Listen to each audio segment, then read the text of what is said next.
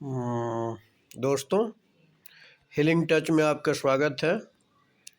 आइए हम लोग जो बजट है, बजट के दूसरे पार्ट को देखते हैं। मैंने पहले भी कहा था कि बजट को हम लोग टुकड़ों में धीरे धीरे पढ़ेंगे। तो बजट के जो दूसरे भाग को हम लोग देखते हैं। तो इस बजट में भी आपको डेवलपमेंट और ग्रोथ के लिए कुछ प्रयास किए गए हैं जो आपको काफ़ी इम्पोर्टेंट पॉइंट है। इसको हम लोग देखते हैं। जैसे आप पहला पॉइंट देख रहे हैं, ease of living and doing business. इसके लिए भी कई प्रयास किया गया है कि जिससे लोगों का जीवन स्तर में सुधार हो और जो आप बिजनेस व्यवसाय करना है वो आसानी से करें। ठीक है, यानी उसमें सुगमता हो, ease of living and doing business. तो पहले से ये प्रयास चलते आ रहे हैं, इस बजट में भी इसको शामिल किया गया है, उसका एक तरह से विस्तार किया गया है और इसके नेक्स्ट फेज को शुरू किया गया है। दूसरा है सिंगल विंडो पोर्टल परिवेश। तो ये कोई नया पोर्टल नहीं है, 2018 में इसको लॉन्च किया गया था।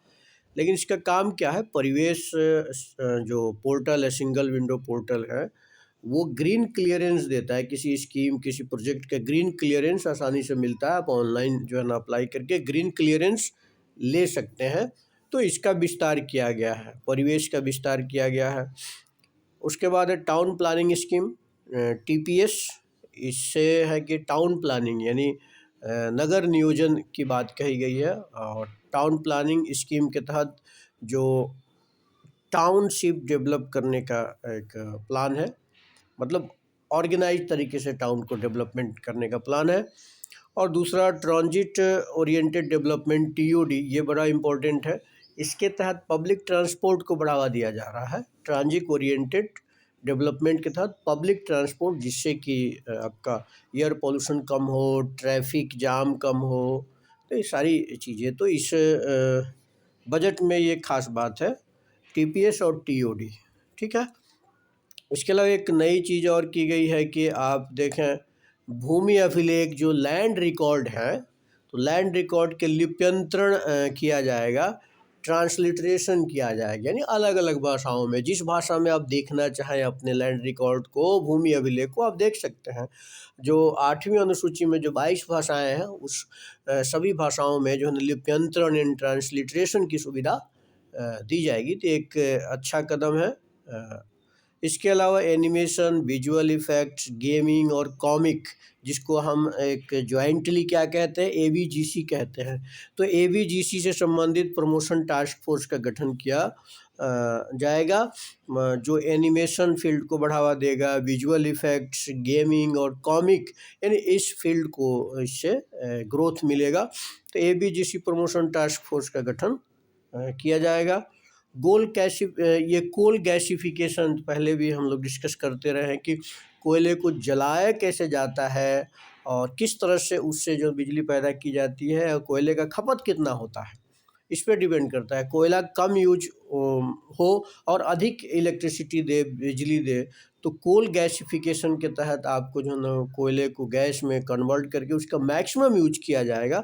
तो इस बजट में प्रावधान किया गया है, कोल गैसिफिकेशन में फोकस किया गया है। इसके अलावा एग्रो फॉरेस्ट्री इस सरकार का या फिर जो है ना इसके पहले वाली सरकार का भी एक मुख्य बिंदु रहता था कि कृषि वानिकी पे फोकस किया जाए। ये पर्यावरण हितैषी भी है, यानी इको फ्रेंडली भी है, और एग्रीकल्चरल डाइवर्सिफिकेशन या लोगों के रोजगार, स्वरोजगार के लिए बहुत ज़रूरी है, इन्वायरमेंट के लिए ज़रूरी है। तो एग्रो फॉरेस्ट्री का ही एक पार्ट है, सोशल फॉरेस्ट्री का ही एक पार्ट है एग्रो फॉरेस्ट्री, जिसमें आपको खेत के साथ साथ जो है ना ऐसे पौधे भी बोए जाते हैं। जैसे एग्रो फॉरेस्ट्री में पॉपुलर का वृक्ष बोया जाता है, जो खेतों के मेड़ होते हैं ना उस पे। तो एग्रो फॉरेस्ट्री भी को फोकस किया गया है।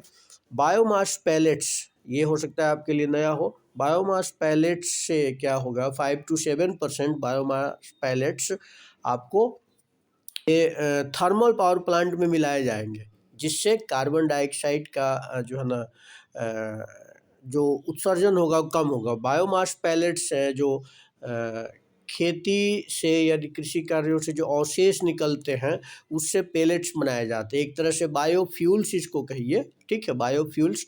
तो बायोमास पेलेट्स का यूज किया जाएगा।